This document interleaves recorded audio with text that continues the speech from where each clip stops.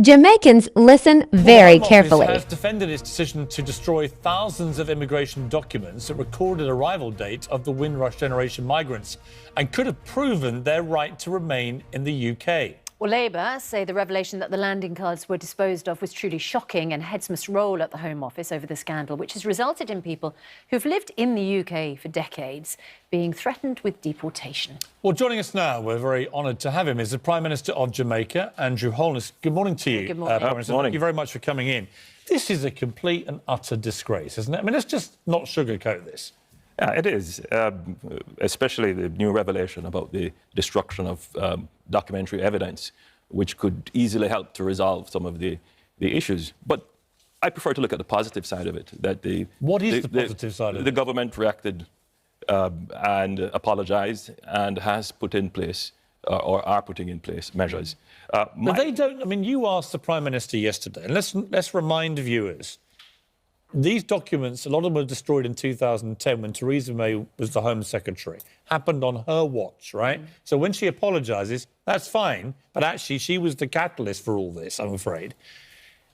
Let's cut to the quick. When you asked her yesterday, have people been deported? She didn't know, did she? Well, they weren't able to provide a definitive answer, but they have undertaken to give that definitive answer. My interest is to ensure that the Windrush generation and the children of the Windrush generation get justice.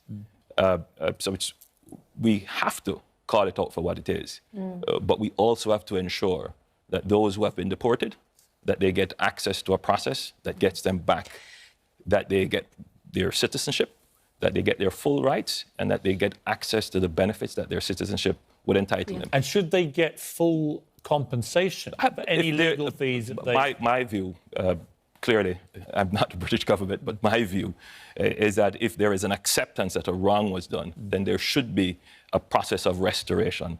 And I'm certain that the very strong and robust civil society and democracy that you have will come up with a process of compensation. Because people have been sacked. Yes. They've lost their right to work as a result, and they cannot claim but benefits. then it's a matter of the denial of the dignity of the citizenship, which really cannot be restored when you come to think of it. Yes, I agree totally. People who have worked maybe in the NHS here for 30 years Yes. and then lose their jobs because they can't prove they're British anymore. So ironic. And then they can't even claim benefits because they can't prove they're British. Yeah. I mean, I was particularly disturbed by the story of a Jamaican man who was unable to access the NHS and had cancer. Yeah. And that is what really drew my attention to this. Were you aware? I mean, were any of the leaders in the Caribbean fully aware of what was going on here in the last few months? My awareness of it, and I can't speak for the rest of the leaders in the Caribbean, but my awareness of it was really within the last 2 months when this story of the Jamaican man who was unable to get treatment for cancer came to light. And then I started to dig a little bit deeper into it. Our High Commissioners here in London started to have meetings about it, and the interest in it grew. The Cabinet Office Minister, David Lidington, had said that there is no evidence that people have been deported. But I wonder, and the Home Office is investigating, obviously, but I wonder if you are also investigating whether people actually have been deported and taken We back can't to say. Jamaica. We don't have any evidence of that, but we do have cases where there are persons who came to Jamaica, were unable to go back. How many of those cases do you think there are? I don't have the definitive numbers here, but we have seen cases come up in the media before. We in Jamaica believe strongly against discrimination. The truth is that our history has been one where we as a people have been discriminated against. So the conversation about tolerance, protecting people's rights, particularly human rights, is one that we take seriously. And Jamaica is evolving. 10 years ago, there would have been a much harder line on the issue of homosexuality, particularly from a religious perspective. Yeah. But I think that over the last 10 years of conversation, the society is openly discussing the issue, and views are changing. The church in Jamaica does not have a unified position. It is evolving. There is discussion in our parliament now regarding the change to a specific piece of Would you like legislation. personally, as the Prime Minister, to see it decriminalised? What I would like to see is the process being further opened to bring more people into the discussion. It is a very sensitive issue, but my job as a Prime Minister is to ensure that the human rights of every single person within the country is protected and that the constitutional rights are guaranteed. It's hard not to feel discriminated against if something about your very identity is deemed illegal. Well, the truth is, and as I've said, not just in Jamaica, but in other countries, there is a process that is taking place. And what I would want the rest of the world to recognize is that there is a legal process that we are going through. And it helps, really, when we have this kind of conversation, and it is done in a way where there's also respect for the process. Remember, it took the UK many years, centuries, to change your laws. And we're going through that process. We're in different stages. Can you of see a point development. where it will be decriminalised? My view is that the generations are changing.